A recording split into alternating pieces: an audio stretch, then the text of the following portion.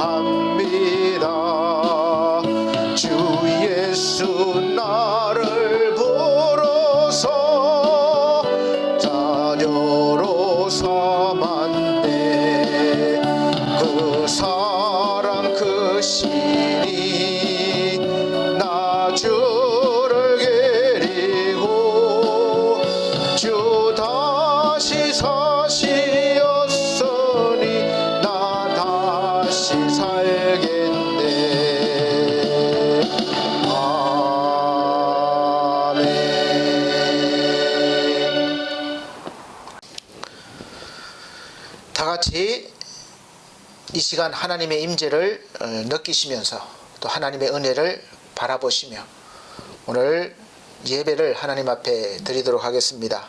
다같이 묵도하시겠습니다.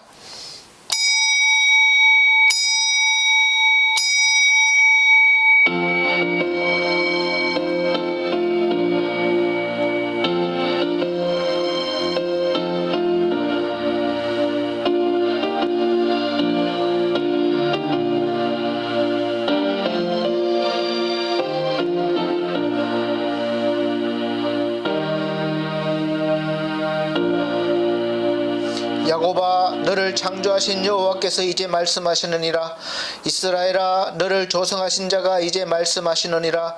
너는 두려워 말라. 내가 너를 구속하였고 내가 너를 지명하여 불렀나니 너는 내 것이라. 내가 물 가운데로 지날 때에 내가 함께할 것이라.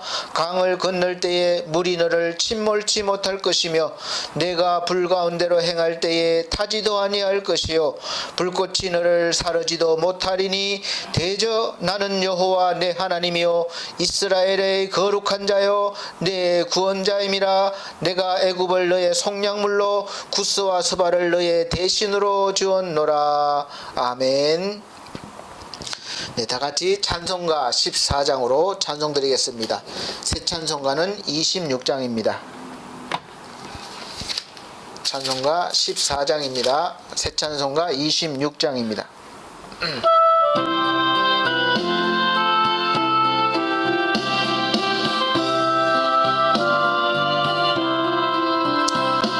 구세주로라는 이들 찬송하고 찬송하세. 맘과 뜻과 힘 다하여 경배드리세. 주를 알지 못한 이들 주같이 인도하사 그의 피로 구속하니 찬송할지라. 약한 사람 도움받아 시험 중에 참게 되니 모든 죄를 이길 힘은 믿음 버리라. 진리 대신 의뢰 주는 영원토록 변함없네. 성도들아 주를 믿어 길이 섬기세. 아멘. 네, 찬송가 뒤에 교동문 36번입니다. 찬송가 뒤에 교동문 36번 이사야 40장입니다. 찬송가 뒤에 교동문 36번 이사야 40장. 제가 한 절, 우리 성도님들께서 한 절 이렇게 봉독해 나가도록 하겠습니다. 외치는 자의 소리여 가로되 너희는 광야에서 여호와의 길을 예비하라.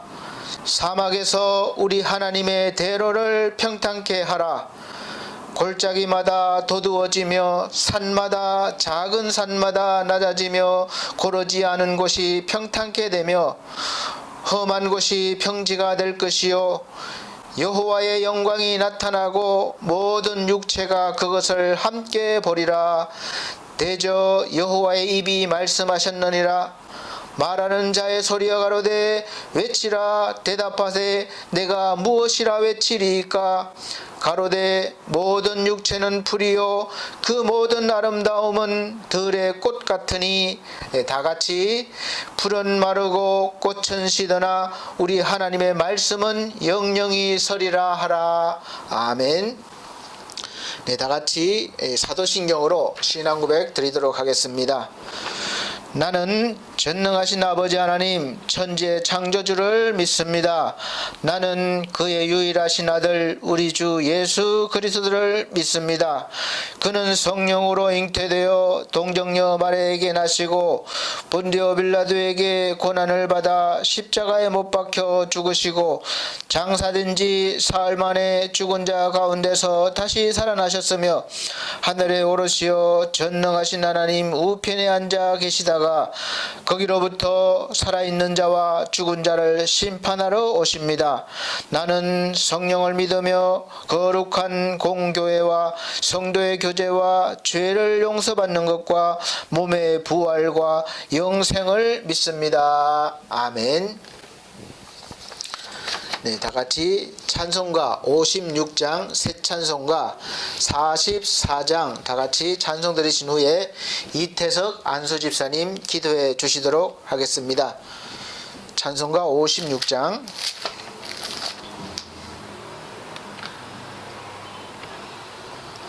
새 찬송가 44장입니다.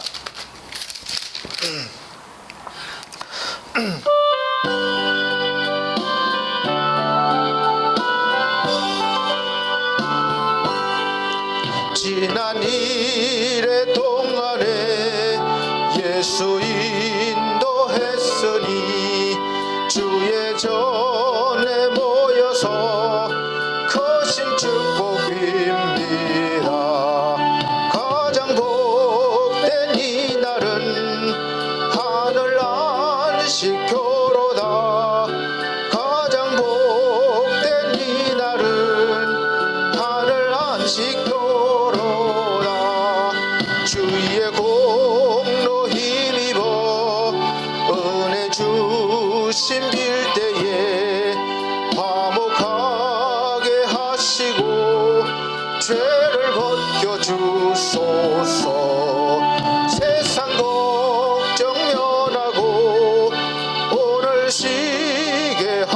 주옵소서. 세상 걱정 면하고 오늘 쉬게 하소서. 하나님의 이름을 찬송하러 왔으니 모임 중에 계시고 영광 나타내소서. 기쁜 하늘 잔치에 맛을 보게 하소서. 기쁜 하늘 잔치에 맛을 보게 하소서. 주의 기쁜 복음을 죄인 듣게 하시고 모든 믿는 사람을 위로하여 주소서. 주님 오실 때까지 이 날 지키리로다. 주님 오실 때까지 이 날 지키리로다. 아멘. 다 같이 기도하시도록 하겠습니다. 크신 하나님을 찬양합니다. 모든 만물의 아버지 되시며 존재하는 모든 것의 이유가 되시는 하나님, 주님을 찬양하고 예배드리오니 흠양히 받아주시옵소서. 사랑의 하나님, 만물이 열매를 맺는 가을입니다. 길고 지루했던 장마와 태풍 속에 오지 않을 것 같던 가을도 중턱으로 쌀쌀함에 건강을 돌아보게 됩니다. 이 가을 결실의 계절에 우리 자신을 돌아보게 하소서. 코로나로 인해 우리의 마음이 상하고 삶이 황폐해지는 힘든 시간을 보내고 있지만 주님 주신 은혜 안에서 굳건히 자신의 자리를 지키고 있는지 돌아보며 맡겨주신 소명을 잘 감당할 수 있도록 주님 은혜만을 구하는 저희들이 되게 하여 주시옵소서. 어떠한 환경에도 흔들리지 않는 믿음의 성도들이 되게 하여 주시옵소서.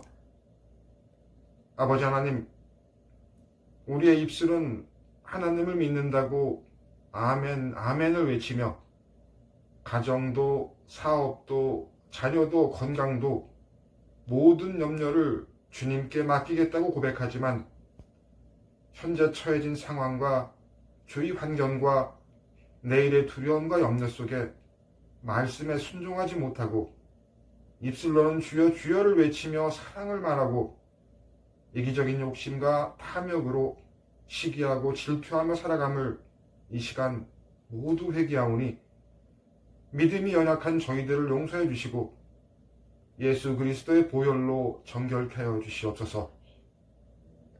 사랑의 하나님, 저희 반석교회를 사랑하셔서 저희 반석교회를 가장 선하고 아름답게 계획하시고 인도하심으로 말미암아 평안과 기쁨의 교회가 되게 하여 주시옵소서.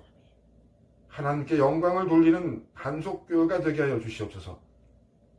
오늘도 생명의 말씀 선포하시는 권대영 목사님께 영육간 강건케 하여 주시옵시고 성령의 기름 부음이 넘쳐 성령 충만케 하여 주시옵소서. 선포된 말씀을 통해 세상과 구별된 그리스도인의 삶을 살아가게 하소서. 하나님의 영광을 드러내고 믿음으로 승리하는 삶을 살게 하시옵소서.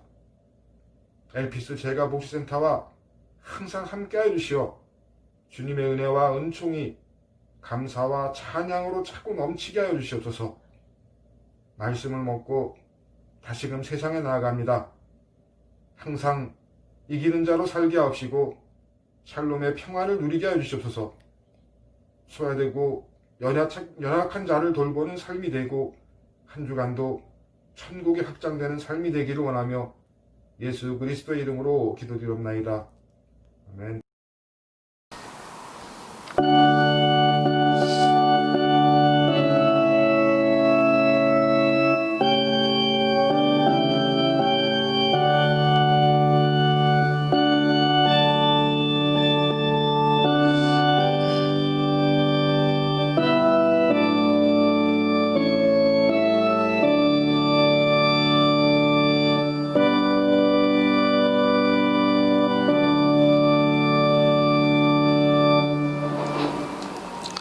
네, 감사합니다. 성경 말씀 보시겠습니다. 성경 말씀 구약 성경 욥기서 1장 13절로 22절 말씀 제가 봉독해 드리도록 하겠습니다. 하루는 욥의 자녀들이 그 맏형의 집에서 식물을 먹으며 포도주를 마실 때에 사자가 욥에게 와서 고하되 소는 밭을 갈고 나귀는 그 곁에서 풀을 먹는데 스바 사람이 갑자기 이르러 그것들을 빼앗고 칼로 종을 죽였나이다. 나만 홀로 피한 고로 주인께 고하러 왔나이다. 그가 아직 말할 때에 또 한 사람이 와서 고하되 하나님의 불이 하늘에서 내려와서 양과 종을 살라버렸나이다. 나만 홀로 피한 고로 주인께 고하러 왔나이다. 그가 말할 때에 또 한 사람이 와서 고하되 갈대아 사람이 새 떼를 지어 갑자기 약대에게 달려들어 그것을 빼앗으며 칼로 종을 죽였나이다. 나만 홀로 피한 고로 주인께 고하러 왔나이다. 그가 아직 말할 때에 또 한 사람이 와서 고하되 주인의 자녀들이 그 맏형의 집에서 식물을 먹으며 포도주를 마시더니 그친 들에서 대풍이 와서 집 네 모퉁이를 치매 그 소년들 위에 무너짐으로 그들이 죽었나이다. 나만 홀로 피한 고로 주인께 구하러 왔나이다 한지라. 욥이 일어나 겉옷을 찢고 머리털을 밀고 땅에 엎드려 경배하며 가로되 내가 모태에서 적신이 나와 싸운즉 또한 적신이 그리로 돌아갈지라. 주신 자도 여호와시요 취하신 자도 여호와시니 여호와의 이름이 찬송을 받으실지니이다 하고 이 모든 일에 욥이 범죄하지 아니하고 하나님을 향하여 어리석게 원망하지 아니하니라. 아멘. 네, 우리 사랑하는 성도 여러분, 한 주간 동안 또 힘들게 어렵게 살아오시느라고 또 고생 많으셨습니다. 또 하나님의 은혜로 승리하시고 오늘 이 자리에 또 함께 예배드리게 돼서 감사드리고 또 하나님께서 이 시간 위로와 또 회복의 시간 주시기를 간절히 축원드립니다. 오늘 말씀의 제목은 왜 어떻게 라는 제목으로 말씀을 드리도록 하겠습니다. 우리가 이 살아가는 세상은 모든 것이 서로 주고받는 give and take, 말하자면 그런 관계로 이루어져 있다고 해도 과언이 아닐 것입니다. 다시 말하면 그래로 모든 생활이 이루어진다고 할 것입니다. 소소한 일상생활을 한번 생각해 보세요. 보면 부부라도 서로 사랑을 주고 받는 관계이기 때문에 가정을 이룰 수 있고 또 행복하게 이렇게 가정을 이루어 나가는 것이지, 만약 어느 한쪽에서만 일방적으로 이 사랑이 이루어진다면, 그런 관계가 된다면 과연 그 가정은 이어지지만 또 함께하지만 불행할 수밖에 없고 또 심한 경우엔 그 가정은 유지되지 못할 수도 있을 것입니다. 요즘 도리적으로는 사실 안 되는데 이 부모 자식 간의 관계에서도 그런 모습을 많이 볼 수가 있습니다.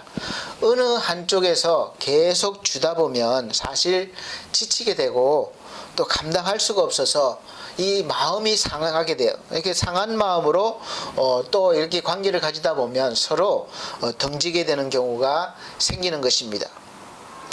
제가 아침에 출근을 해서 커피를 마시는 것이 아마 일상화된 것 같아요. 그래서 습관이 됐습니다. 그래서 커피를 마시지 않으면 뭔가 좀 허전한 것 같고 빠진 것 같아서 이것을 볼 때 아마 커피 중독된 것이 아닌가 이렇게 생각을 해봅니다. 그런데 좋아하는 커피를 마시려면 커피 옆에 전문점에 가서 제가 먼저 줘야 되는 것이 있어요. 그 돈이죠. 카드나 돈을 줘야 됩니다. 그래서 커피를 받는 것이죠. 그냥 달라고 하면 종업원이나 이 주인이 제정신이 아니고서야 그냥 주겠습니까? 물론 이제 어떤 때는 불쌍한 마음이 들어서 애절하게 요구하면 그냥 공짜로 주기도 하지만 사실 이건 어쩌다 그럴 것이지 매일 이렇게 주지를 못할 것입니다. 그런 의미에서 생각해 볼 때 밥 한 끼 이렇게 아무것도 아닌 것 같지만 무료로 곳곳에서 많은 어려움 당하는 분들에게 배식을 하는 분들을 보면 정말 대단한 분들이라고 말씀드릴 수가 있겠어요. 그래서 존경할 수 한다고 말합니다. 제가 일하고 있는 복지 현장에서도 그렇습니다. 혜택을 받는 분은 욕구를 사실 끝이 없어요. 받는 분들의 욕구는 끝이 없는 것 같아요.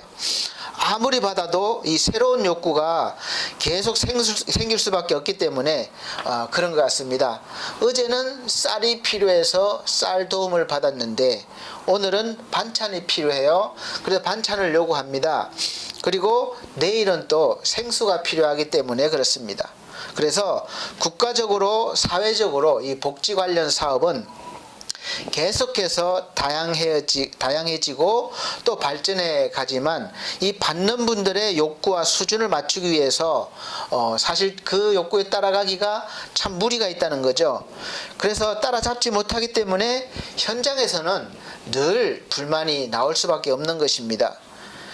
제 생각에는 아마 욕구를 충족시켜 드리는 것은 아마 영원히 안 될 것 같아요. 왜냐하면 우리 인간의 욕구는 저부터도 사실 끝이 없거든요.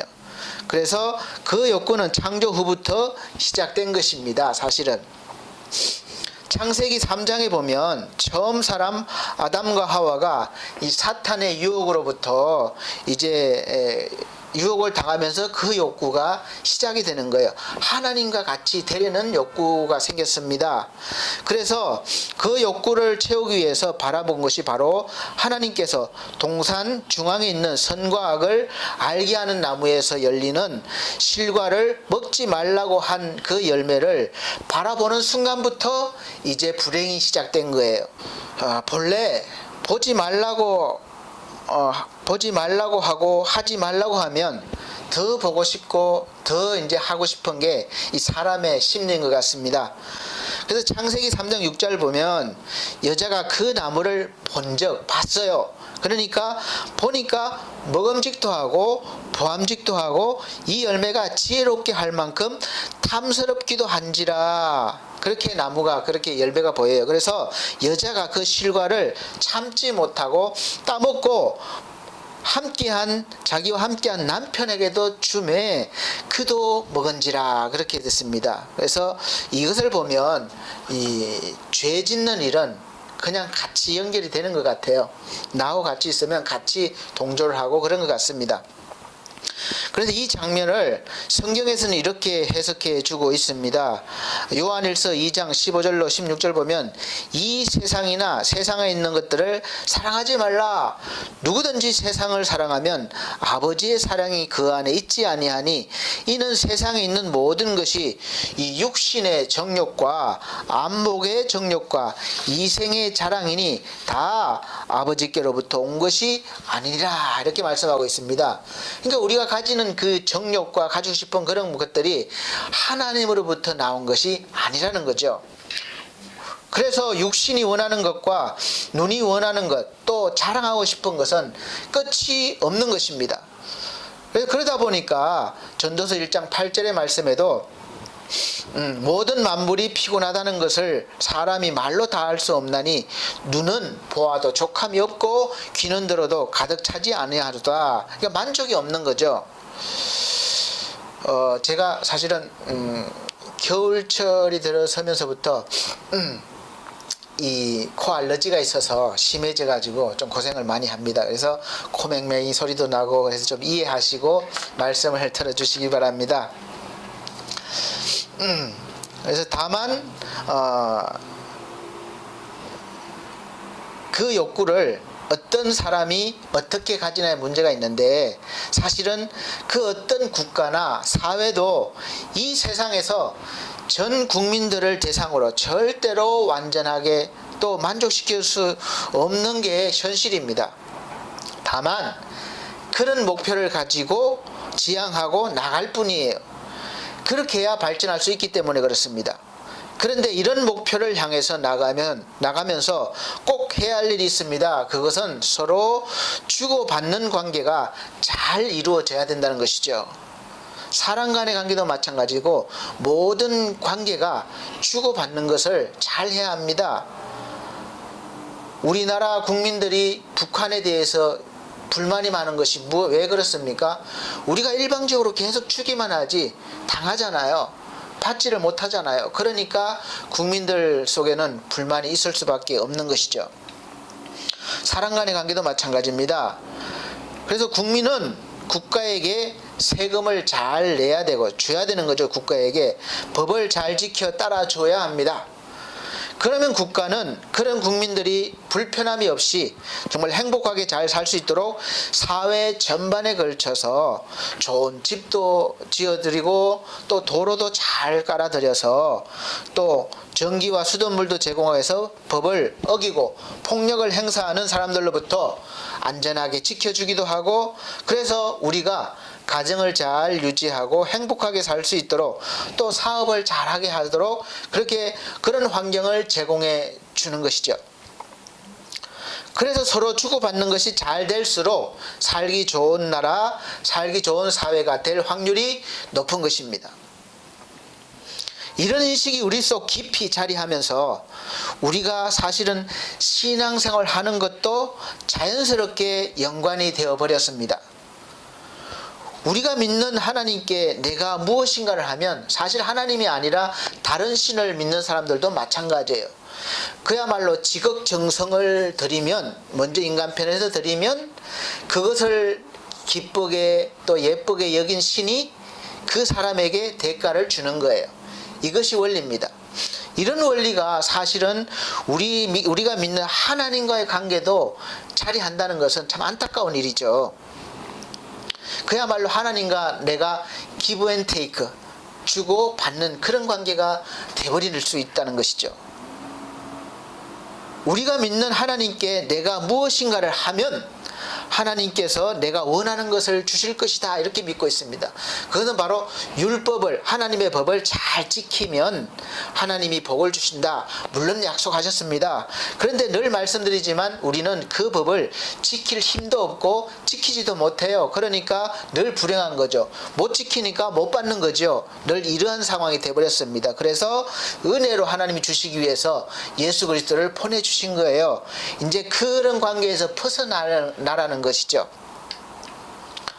그런데 여전히 우리가 예수를 믿으면서도 그런 관계에서 벗어나지 못하는 이 안타까운 그런 믿음 생활을 하고 있는 것이죠. 그래서 실제로 그런 일들이 신앙생활에서 많이 나타나기도 하고 또 자연스럽게 받아들여지고 있습니다. 그리고 심지어는 먼저 드릴 때 복을 받는다는 굳은 믿음이 생겨서 심각한 부작용을 나타내고 있는 것도 사실입니다. 어떤 부작용인가 하면 내가 드리지 못했다는 그런 생각이 될 때 즉시 오는 생각이 뭔가 하면 나는 하나님으로부터 복을 받을 자격이 안 된다, 이렇게 생각이 되는 거죠. 그래서 많은 사람들이 하나님을 빚쟁이로 만들고 있습니다. 내가 드렸으니까 주셔야 됩니다. 안 주면 하나님이 빚쟁이가 되는 거예요. 이렇게 잘못된 신앙생활을 하고 있는 것입니다. 사실 성경에서 하나님은 우리에게 하나님께 나아올 때 빈손으로 오지 말라고도 말씀 많이 하셨어요. 출애굽기 23장 15절에 보면 너는 무교병의 절기를 지키라. 내가 내게 명한 대로 압비월에 정한 때에 7일 동안 무교병을 먹을지니 이는 그 달에 내가 애굽에서 나왔음이라. 빈손으로 내게 보이지 말지니라. 이렇게 빈손으로 나오지 말라. 신명기 16장 10절에도 내 하나님 여호와 앞에 7질절을 지키되 내 하나님 여호와께서 내게 복을 주신 대로 내 힘을 헤아려 자원하는 예물을 드리고, 각 17절에는 각 사람이 내 하나님 여호와의 주신 복을 따라서 형편대로 그 힘대로 물건을 드릴지니라, 이렇게 말씀하셨습니다. 말라기 3장 8절에 10절 보면 사람이 어찌 하나님 것을 도적질하겠느냐, 그러나 너희는 나의 것을 도적질하고도 말하기를 우리가 어떻게 주의 것을 도적질하였나이까 하도다. 이는 곧 11조와 헌물이라. 사실 우리가 드리는 11조를 내지 않는다는 것은 하나님 것을 도적질한다고까지 말씀하셨습니다. 그리고 이 복을 약속하신 것도 드릴 때에 너희 곧 온 나라가 나의 것을 도적질하였으므로 너희가 저주를 받았느니라. 그러니까 안 드리면 저주를 받는다는 거죠. 만군의 여호와가 이르노라. 너희의 온전한 11조를 창고에 들여 나의 집에 양식이 있게 하고, 그러니까 그것으로 나를 시험하여 내가 하늘 문을 열고 너희에게 복을 쌓을 곳이 없도록 붙지 아니하나 보라. 그러니까 우리가 하나님 앞에 11조를 드리고 하나님 창고를 채우면, 양식이 하나님 창고에 양식이 있게 하면 하나님께서 하늘 문을 여시고 우리에게 복을 쌓을 곳이 없도록 이렇게 부어주신다고 약속하신 거예요. 그래서 이 말씀만 보면 분명히 하나님과 우리 관계는 우리가 드릴 때 복을 주시는 분, 그런 관계입니다. 그래서 하나님의 말씀에 따라 하나님께 드릴 때 하나님께서 복을 주시는 것도 사실입니다. 부인할 수 없는 것이죠. 그런데 하나님께서는 단순하게 우리가 하나님과 give and take, 주고받는 관계를 원하실까요? 그런 의미에서 이 말씀을 주셨을까요? 그렇지 않다고 생각합니다. 믿습니다. 왜냐하면 하나님은 말씀으로 천지 만물을 창조하시고 또 모든 것을 다 움직이시는 전지전능하신 분이십니다. 그러니까 하나님은 뭐 필요가 없으신 분이에요. 우리 부족하니까 우리한테 뭐를 좀 가져와라, 그런 분이 아니시란 것이죠. 그러신 분이 우리에게 주신 것을 다시 달라고 했을 때는 그 이유가 있을 것입니다. 성경 전체 속에서 하나님께서 우리를 향해서 빈손으로 오지 말라고 하시고 또 억지로 내는 것도 원하지 않으셔요. 자원하는 심령으로 스스로 이렇게 드리라. 그래서 하나님과의 관계를 보여주시고자 함이죠. 그런 관계. 그래서 그 드림의 행위를 통해서 하나님과 어떤 관계인지를 다시 한번 되새겨보는 것입니다. 모든 만물의 근원이 하나님으로부터 왔음을 보여주시고, 내가 내 힘으로 벌은 것이지만 그것의 본래의 주인이 누구 것인지 알게 하시는 거예요. 그래서 오직 하나님께만 집중하게 하시기 위함입니다. 그것이 온 뿌리를 알아내는 거죠. 그러니까 하나님을 바라보라는 거예요. 우리가 가장 소중한 것 뭡니까? 돈이죠. 돈을, 내가 소중한 것을 드리는 대상이 하나님이신데 그 돈이 하나님으로부터 왔음을 아는 거에 드리면서, 그래서 우리 인간에게 최고의 거래는, 참 죄송하고 무례한 말씀을 드리지만 하나님과의 거래라고 할 수 있습니다. 이 하나님과 거래를 하면 그야말로 우리는 수지 맞는 장사를 하는 거예요. 그 이유는 하나님께서는 일단 거래하기로 약속만 하는 사람도 하나님 것을 아낌없이 주시기 때문에 그렇습니다. 그리고 사실 하나님과의 거래에서 우리 인간이 내세울 만한 조건은 사실은 처음부터 아무것도 없었어요. 뭐 가진 것, 내가 최상의 것을 하나님께 준비한다 해도 그거 하나님 절대로 요만큼도 만족시킬 수 없는 것입니다. 그러니까 뭐 거래 조건이 안 되는 거죠. 그럼에도 불구하고 하나님이 우리하고 거래를 하자고 하시는 이유가 뭡니까? 하나님의 사랑이시죠. 그리고 오히려 먼저 다 주시는 것이죠. 다 주시고 관계 때문에 조금 남겨두라. 그건데 우리는 그것마저도 아까워하는 것이죠. 그 무엇으로도 우리가 하나님께 드릴 수 없고 안 되기 때문에 하나님께서는 그냥 어떤 계산하는 거 없이 그냥 공짜로 주시는 거예요. 믿기만 하면 되는 그런 조건입니다. 그런 조건도 없이 주실 수는 없는 거죠. 하나님과의 관계에서 내가 내 주인의 삶의 주인은 하나님이십니다. 모든 것이 하나님이 주인이심을 믿습니다. 믿겠습니다. 앞으로 그런 거래 조건, 그러니까 약속이죠. 드리는 것이 아니라. 근데 그러한 약속도 없이 하나님이 가만히 있는데 무조건 주시지는 않는 것이죠. 그래서 그 계약하신 대로 성실히 믿음의 의무를 다하는 사람에게는 성경을 통해 봐서라도 많은 복을 하나님이 주신 것을 볼 수 있습니다. 그래서 그런 짧은 의미에서 볼 때는 우리가 드릴 때 하나님이 주신다는 그런 기브 인 테이크의 관계임은 사실은 어느 일정 부분에서는 맞습니다. 그리고 이제 그 복을 받은 사람은 그 복을 주시는 분이 누구인지 분명히 알기 때문에 또 내가 받은 것을 아낌없이 감사함으로 또 자원하는 마음으로 다시 드릴 수가 있게 되는 것이죠. 이것이 믿음입니다. 마치 아브라함이 하나님의 약속을 통해서 받은 하나밖에 없는 100세에 얻은 그 귀한 아들을 하나님이 이삭을 제물로 바쳐라 했을 때 내가 아브라함이 아낌없이 하나님께 드릴 수 있는 그런 이유가 되는 것입니다. 이 이삭이 나를 통해서 태어났지만 이삭을 태어나게 하신 하나님의 존재를 아는 거예요. 그리고 하나님의 약속을 믿는 겁니다. 내 자손을 통해서 별과 같이 모래 바다와 같이 내 자손을 번성하게 해주겠다.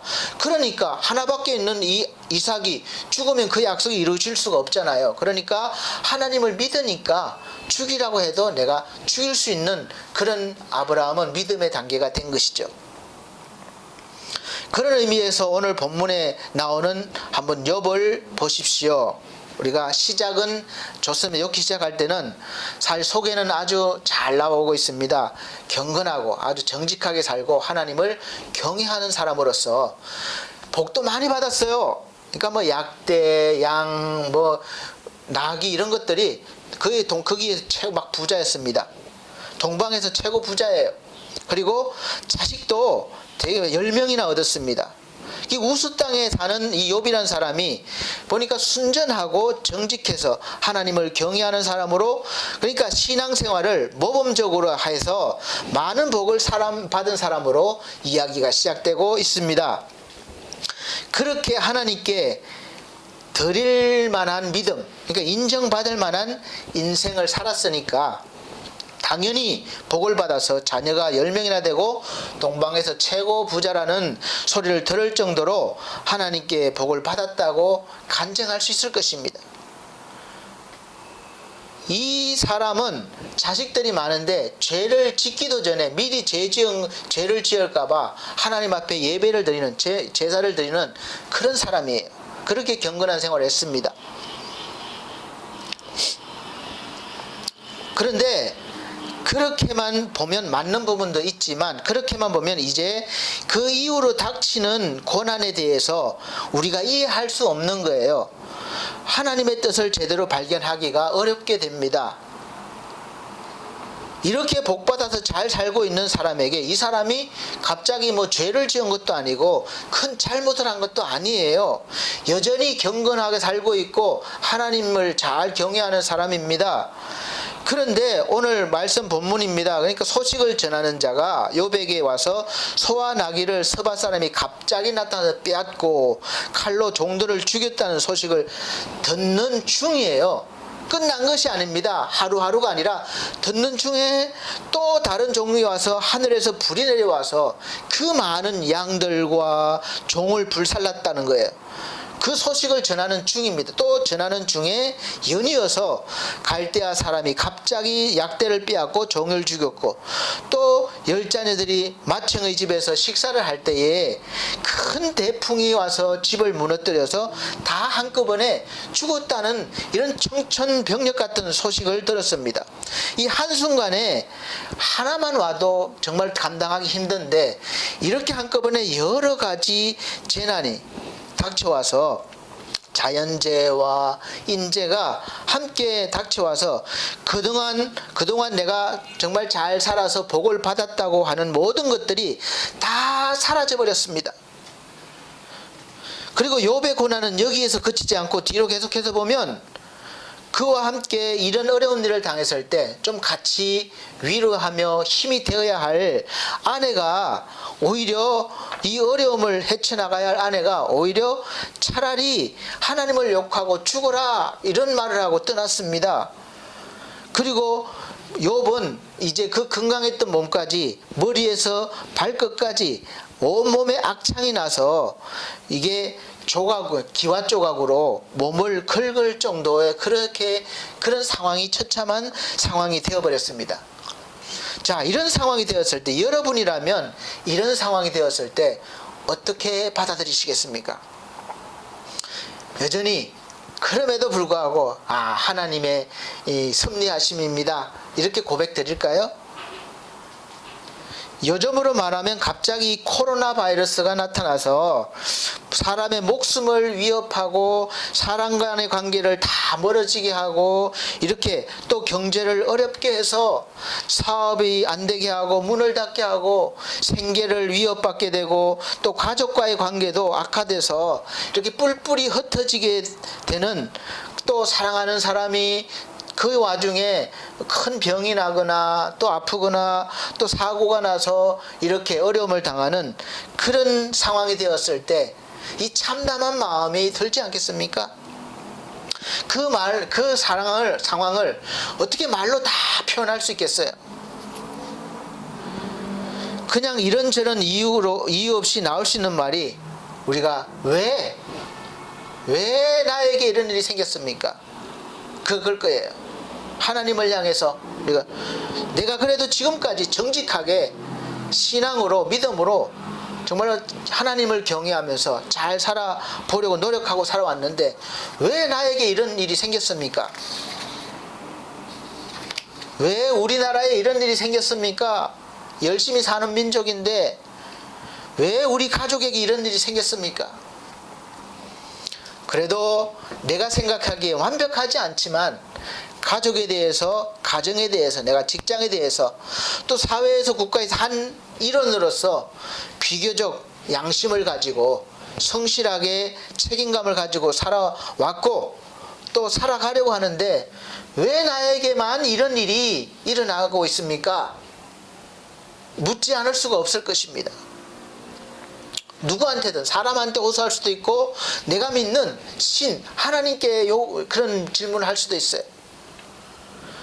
하나님을 믿지 않는 사람들은 세월 탓, 환경 탓, 누구 탓이라고 원망할 수 있겠지만 하나님을 믿는 저와 여러분은 그런 원망을 하지 않을 수 있습니다. 그래도 믿음이 있다 보니까. 그런데 왜 이런 힘든 시기를 겪어야 할까? 그럼에도 불구하고 참고 또 참으면 하나님께서 욥과 같이 때가 되면 보상을 해 주실까? 또 그렇게 믿고 신앙생활을 하는 사람들이 많을 것입니다. 또 그렇게 설교도 많이 들어요. 참고 인내하면 하나님의 때가 되면 복을 주실 것이다, 해결해 주실 것이다, 해결될 것이다. 그래서 욥의 인내를 보라, 끝까지 믿음을 지켰더니 마지막에 하나님이 갑절로 복을 주셨다, 그렇게 말할 것이에요. 맞는 말이기도 하죠. 실제로 욥은 그렇게 됐으니까. 실제로 욥은 그럼에도 불구하고, 이러한 상황에도 불구하고 하나님을 향하여, 계속해서 나오는 말이 하나님을 향하여 어리석게 원망하지 않고 또 입술로 범죄하지 아니하였다라고 여러 구절 계속 말씀하고 있습니다. 정말 대단한 분이시지 않겠습니까? 존경할 만해요. 그래서 성경에서도 그렇게 말씀하고 있습니다. 야고보서 5장 10절에서 11절 보면, 형제들아, 주의 이름으로 말한 선지자들로 고난과 오래 참음의 본을 삼으라.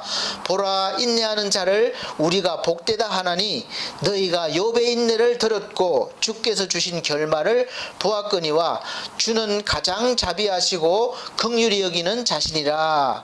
이렇게 성경에서도 욥의 인내를 말씀하고 있습니다. 보통 우리가 우리 수준으로 인내, 참는다고 하면 막 내 힘으로 이를 악물고 아파도 안 아픈 것처럼, 힘들어도 힘이 안 든 것처럼 참고 버티는 것을 인내라고 이해합니다. 참아야지 막 이를 물면서 참는 것, 이것을 인내라고 할 수 있죠. 인내하면서 나는 인내가 은사야 웃으면서 하는 사람이 몇 사람이나 되겠습니까? 먼저 하나님의 섭리하심을 믿고 하나님의 뜻을 이해하고 믿고 하나님께서 이루심을 믿음으로 기다리는 것을 성경에서 말씀하는 인내라는 것이죠. 그러니까 우리가 알고 있는 인내와 성경에서 말하는 인내는 다릅니다.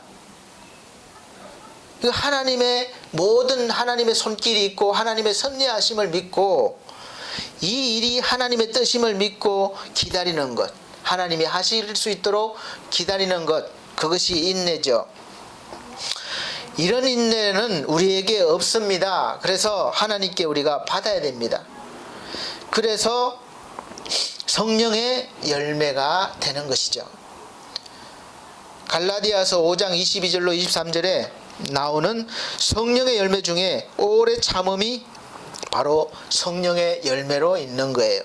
성경에서 말씀하는 성령의 열매는 사랑과 희락과 많이 9가지 열매가 있는 것인데, 그 열매는 우리에게 인간에 있는 열매가 아니라 하나님을 믿고 성령을 받아야만 할 수 있는 그런 인내의 모든 또 여러 종류의 성령의 열매가 되는 것입니다.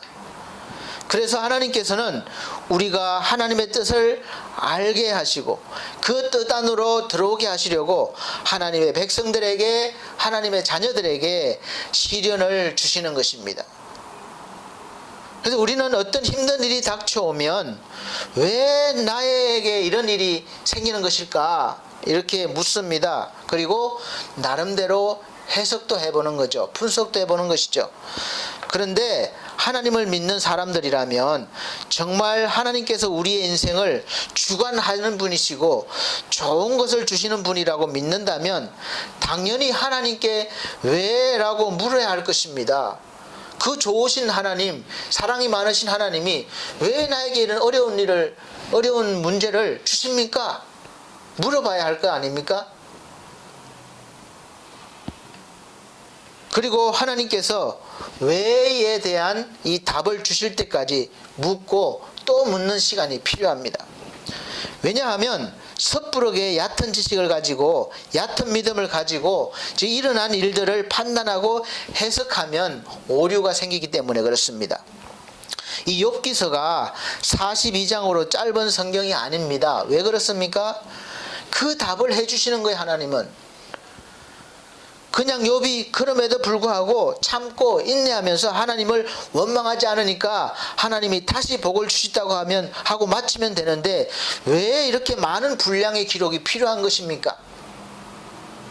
욥기서의 내용을 보면 우리가 당할 수 있는 일들이, 그리고 어려운 일을 당할 때 주위에서 안 믿는 사람들이나 믿는 사람들이나 위로해 준다고 하는 그 말들이 다 자기들의 수준에서 그렇게 말하기 때문에 사실 실제로 위로가 될 때도 있지만 또 더 많은 부분들이 위로가 되지 않고 어떤 때는 더 마음을 아프게 하고 상처가 되게 하는 경우가 종종 있는 것을 볼 수가 있습니다. 오늘 말씀을 속에서 보면은 욥을 찾아온 친구들이 위로한답시고 하는 말들이, 네가 사람들 보기에는 정직하고 신앙생활 잘 했다고 하지만 하나님 보시기에 뭔가 죄가 있으니까 그렇게 하나님께서 벌을 내리신 거야. 네 자식들이 하나님께 죄를 지었으니까 그런 일들이 생긴 것이야. 그러니까 다시 한번 너를 돌아보고 하나님께 부지런히 빌면 하나님께서 다시 너를 돌아보시고 형통하게 하실 것이다. 이런 말들을 하고 있습니다. 이런 말들로 위로하기는커녕 마음을 더 아프게 하는 거예요. 초기 시작할 때 욥은 정말 경건하고 정직하게 사는 사람이라고, 하나님을 경외한 사람이라고 소개하잖아요. 그만큼 믿음으로 경건하게 살았던 사람한테 뭔가 잘못된 게 있을 거야, 그렇게 말한다는 것은 더 마음을 아프게 하는 거죠. 욥의 친구들의 말에 대꾸도 하고 변명도 하고 또 하나님께 묻는 과정이 욥기서예요. 그리고 그런 과정 속에서 사실 욥도 우리와 같이, 물론 원망은 대놓고 안 했지만, 하나님을 원망하진 않았지만 사실 원망한 거나 마찬가지. 어떤 때는 내가 차라리 모태에서 태어나지 말았으면 좋았을 것을, 차라리 죽었으면 좋았을 것을 이렇게도 말했습니다. 그래서 평강도 없고 안원도 없고 안식도 없고 고난만 임하였구나라는 그런 시간을 보내기도 했습니다. 그런데 친구들과의 말싸움과 또 하나님과의 그 기도 속에서, 교통함 속에서 욥은 점점 알아가는 것이 있었습니다. 그것이 뭐냐 하면 욥기서 23장쯤 보면 10절에 보면 나의 가는 길을 오직 그가 아시나니 그가 나를 단련하신 후에는 내가 점검같이 나오리라. 이 말씀은 다 알고 계실 거예요.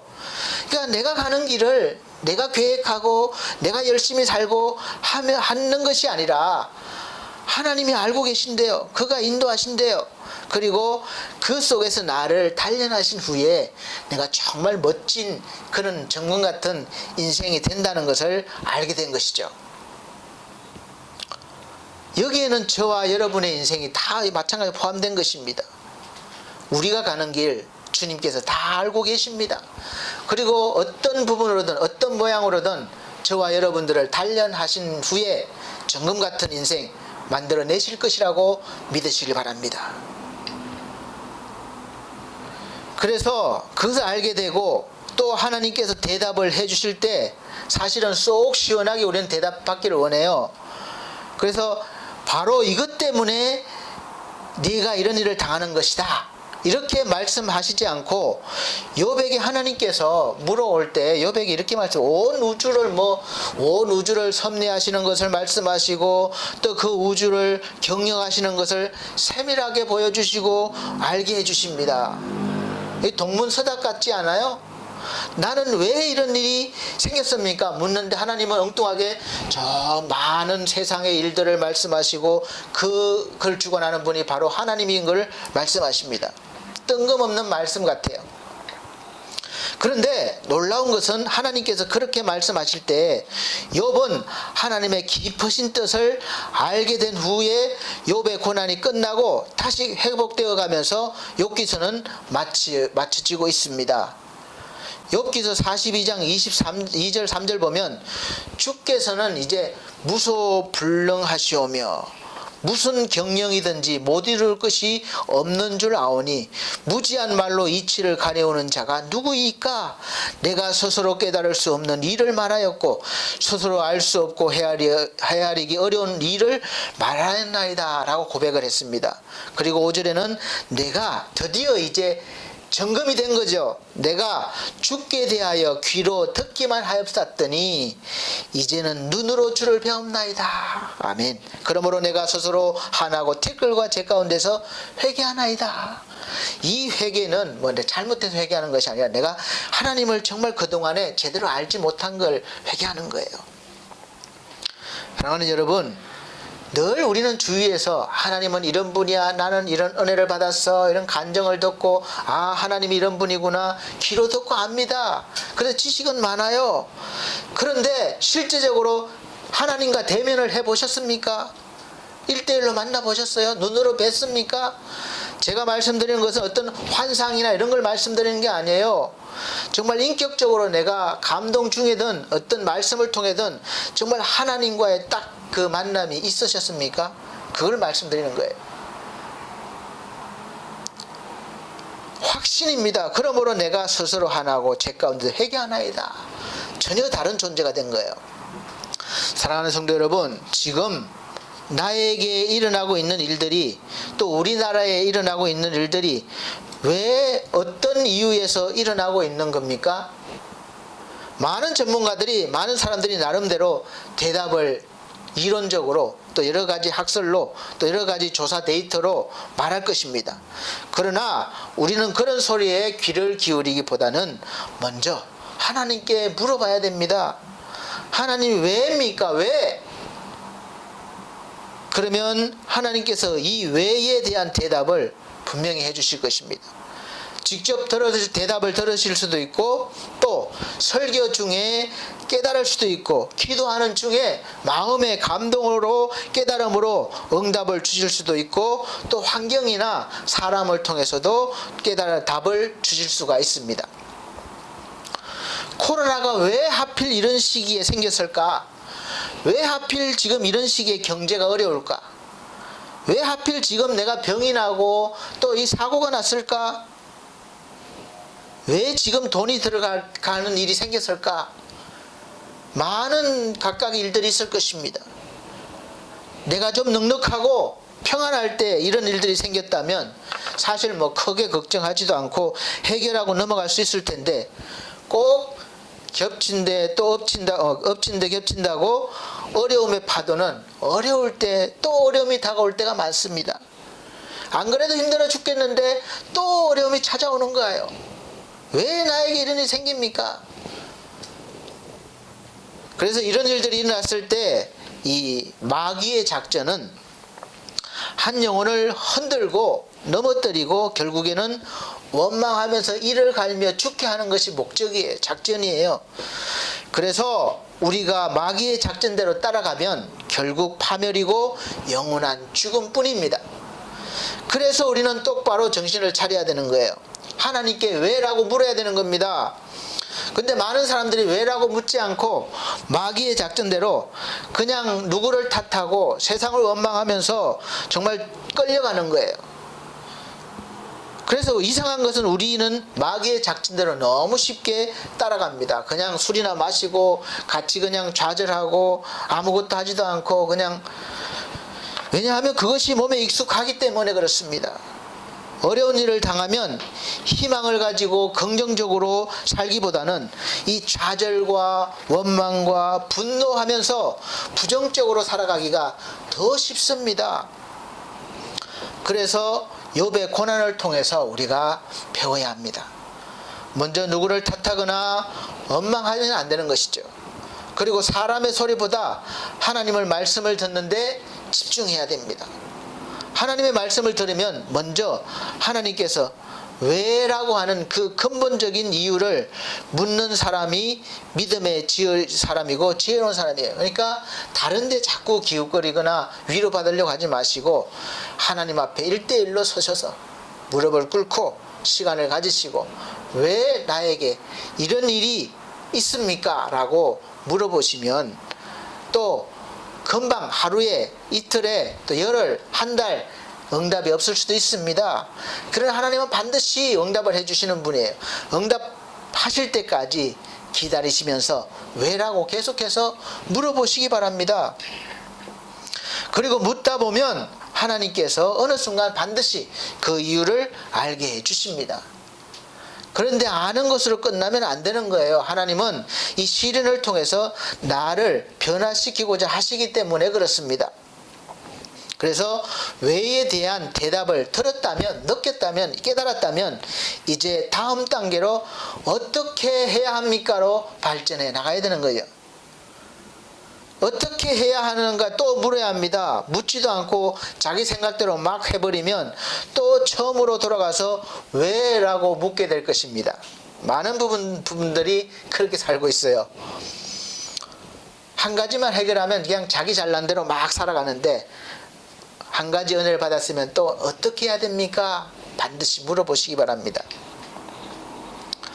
그래서 믿음이 성장하지 못하는 거예요. 안 묻기 때문에. 어떻게 해야 할까요? 이제 어떻게 해야 합니까? 물으면 하나님께서 또 어떻게 해야 하는지 알려주시는 것이에요. 우리는 어떤 일이 생기면 그 일에만 집중해서 늘 생각하고 고민하는데, 해결하려고 하는데, 하나님께서는 그 일을 넘어서서 욥에게 우주를, 온 천하 만물의 움직임을 또 보여주신 것처럼 더 크신 하나님을 보여주시기를 원하십니다. 그 더 크신 하나님 속으로 들어가면 내가 지금 당한 문제는 그야말로 아무것도 아닌 것이 되는 것이죠. 하나님께서 우주를 경영하시는데 우리의 모든 인생에서 일어나는 모든 일들도 그 하나님의 경영하심에 포함되어 있고, 또 우리의 아버지 되시는 하나님께서 부모와 같이 좋은 것으로 주시기를 원하시는 분이시라는 것을 알게 되고 믿게 되면 지금 일어나는 이 일들이 사실은 왜라고 묻고 어떻게라고 해도 깔끔하게 해결되지 아니하더라도 상당 부분은 사실은 안심이 되고 또 평안해질 것이고, 또 그것을 시작으로 믿음도 성장해서 결국은 하나님이 원하시는 사람으로, 정금 같은 사람으로 우뚝 서게 될 것입니다. 그리고 그 후에 오는 것은 따라오는 것은 또 복은 그냥 따라오는 거예요. 하나님께서는 모든 시련 속에서도 하나님께 집중하시기를 원하십니다. 그 이유는 우리가 살다 보면 수시로 하나님께 집중을 못하고 다른 것에 자꾸 집중을 하게 되기 때문에 그래요. 하나님을 잃어버립니다. 잃어버리는 순간부터 문제가 되는 거예요. 그래서 늘 우리가 죄를 지으면 어떡하나 처음에 욥처럼 두려움으로, 그런 경건도 흉내가 필요하죠. 그래서 종의 신앙이라고 그럽니다. 그런 신앙으로 내 힘으로 정직하고 의롭게 사는 그런 초보적인 율법적인 신앙에서 벗어나서 이제 의로우시고 참 자유를 주시는, 우리를 아들 되게 여겨주시는, 이제 아들의 신앙으로 발전시켜 주시는 예수 그리스도를 직접 눈으로 뵙고 마음속으로 우리 영혼으로 영접하면 이제 아들의 신앙으로 성장되어서 이제 하나님과 기쁨으로 동행하게 되는 삶을 살게 됩니다. 그래서 시련이 오면 하나님께 집중해야 하는 시간이라고 믿으시길 바랍니다. 집중하면 하나님이 나를 그 속에 꽉 채우셔서 또 시련이 들어올 틈이 없게 해주십니다. 폭풍 속에서도 두려움이 물러가고 마음의 평안을 유지할 수가 있습니다. 욥기 42장 12절 말씀에 여호와께서 욥의 모년에 복을 주사 천복보다 더하게 하시니, 이것은 처음 말씀드린 것처럼 욥이 드리니까 give and take가 아니에요.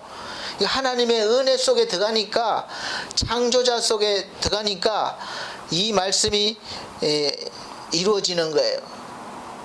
그냥 그 복은 하나님 속에 들어가면 주어지는 복입니다. 그래서 이 말씀이 오늘 말씀을 듣는 우리 사랑하는 성도님들에게도 적용되어서 처음 복보다 더한 하나님의 크신 복이 임하시기를 예수 그리스도 이름으로 축복합니다. 기도하겠습니다. 하나님 감사합니다. 오늘 욥을 통해서 우리에게 닥쳐오는 많은 시련들과 어려운 일들이 왜 일어나느냐고 물을 수 있음을 알고 또 하나님께 묻습니다.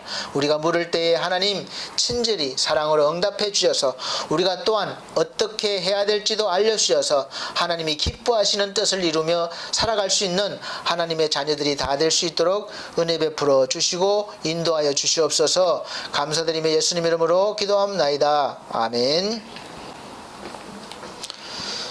예, 찬송가 478장, 새 찬송가 419장 다 같이 부르시면서 준비하신 예물 드리도록 하겠습니다.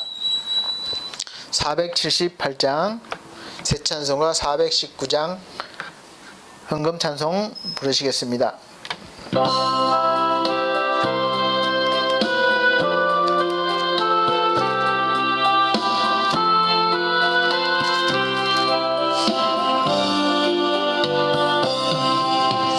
주 날개 민 내가 평안히 쉬네. 밤 깊고 비바람 불어쳐도 아버지께서 날 지키시리니 거기서 평안히 쉬리로다. 주 날개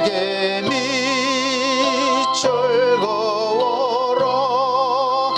그 사랑 끊을 자니뇨. 주 날개 밑 되시는 영혼 영원히 거기서 살. 주 날개 밑 나의 피난처되니 거기서 쉬기를 원하노라. 세상이 나를 못 위로해 주나 거기서 평안을 누리리라. 주 날개 밑 즐거워라. 그 사랑 끊을 자니 날개 밑내 쉬는 영혼 영원히 거기서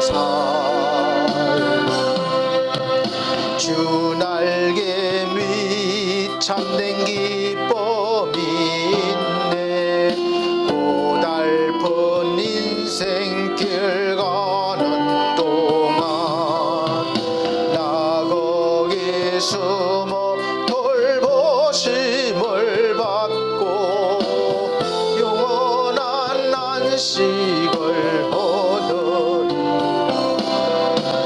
주 날개 밑 즐거워라 그 사랑 끊을 자니뇨 주 날개 밑내 쉬는 영혼 영원히 거기서 살리 같이 헌금 기도 드리겠습니다. 사랑이 많으신 하나님, 하나님이 주신 귀한 예물 구별하여 11제물과 감사예물과 주정헌금과 또 하나님 선교예물 그리고 여러가지 하나님 앞에 귀한 예물 드렸습니다. 마음으로 물질로 드린 귀한 손길들 위에 우리 하나님 한 손길도 빠짐없이 하늘의 복으로 땅의 복으로 가득 채워주셔서 그 모든 복이 하나님의 것임을 알고 날마다 감사하며 복되게 사용할 수 있는 믿음까지 허락하셔서 행복한 인생, 충만한 인생 살게 하여 주시옵소서. 예수 그리스도의 이름으로 축복하고 기도함나이다. 아멘. 네, 교회 앞에 광고 말씀드리겠습니다. 또 우리 매주 주일 오전 11시에 영상으로 예배를 드립니다. 예배 드리기 전에 옷도 깨끗이 잘 입으시고 주위 환경도 정리하셔서 미리 준비하셔서 그렇게 예배를 드리시기를 바랍니다. 코로나 바이러스 감염 예방을 위해서 여전히 우리가 신경을 써야 되고 또 조심해야 됩니다. 손소독 잘 해주시고 마스크 착용 꼭 해주시고 거리두기 잘 해주시기를 바랍니다. 또 환절기다 보니까 건강관리의 비상입니다. 몸이 약하신 우리 어르신들 또 많이 연약해지시는데 신경 많이 쓰셔서 이 환절기 잘 이겨내실 수 있도록 도와주시기를 부탁드리겠습니다. 그리고 계속해서 우리 차을분 권사님, 최희주 성도님, 지상준 영혼 그리고 권호출 귀한 영혼들이 하루속히 건강 회복되어서 하나님 앞에 영광 돌리는 존귀한 삶을 살 수 있도록 기도해 주시기를 바랍니다. 또 이 어려움을 통해서 하나님을 깊이 만나는 귀한 시간 될 수 있도록 기도해 주시기를 바랍니다. 찬송가 61장 결단의 찬송 부르시고 축도로 예배를 마치도록 하겠습니다. 61장입니다. 대찬송가 54장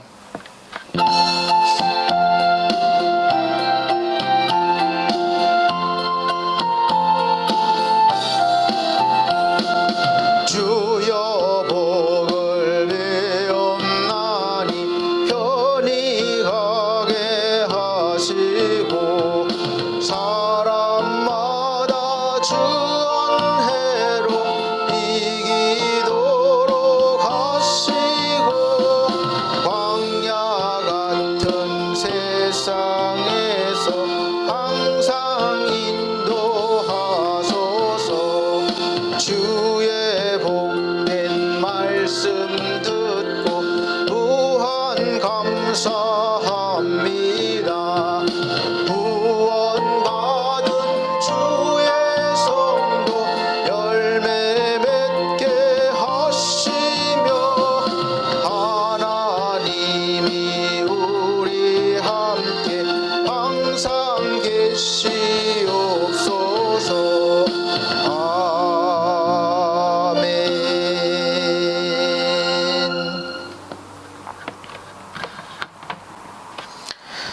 사랑이 많으신 우리 아버지 하나님, 하나님의 은혜 속에서 한 주간 살아왔습니다. 또 앞으로 한 주간 살아갈 동안 우리의 능력자 되어 주시고 인도자 되어 주셔서 우리의 삶이 주님 앞에 복된 삶이 될 수 있도록 늘 인도하여 주시옵소서.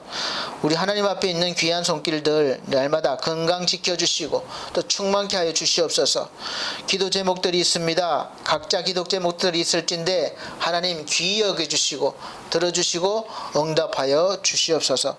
또 특별히 우리에게 일어나는 모든 일들이 주님께 있음을 믿고 안심하며 또 주님께서 최고의 좋은 길로 인도하심을 믿고 감사드리며 날마다 살아갈 수 있도록 도와주시고 믿음을 더하여 주옵소서. 우리 하나님, 또 우리 반석 미디어 교회가 속히 완성되기를 원합니다.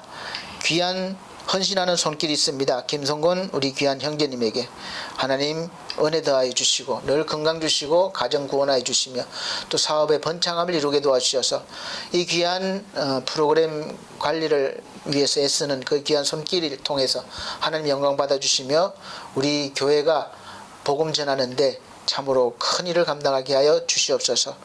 또 그 밖에 모든 귀한 주의 백성들 귀한 소원의 기도를 들어주시고 응답해 주시옵소서.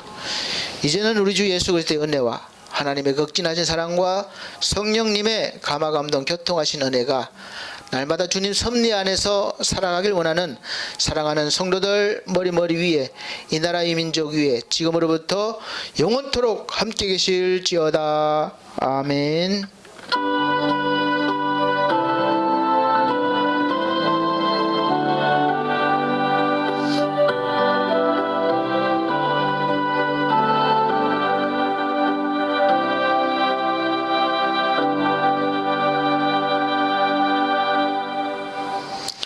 감사합니다. 하나님께 영광 돌립니다. 감사합니다.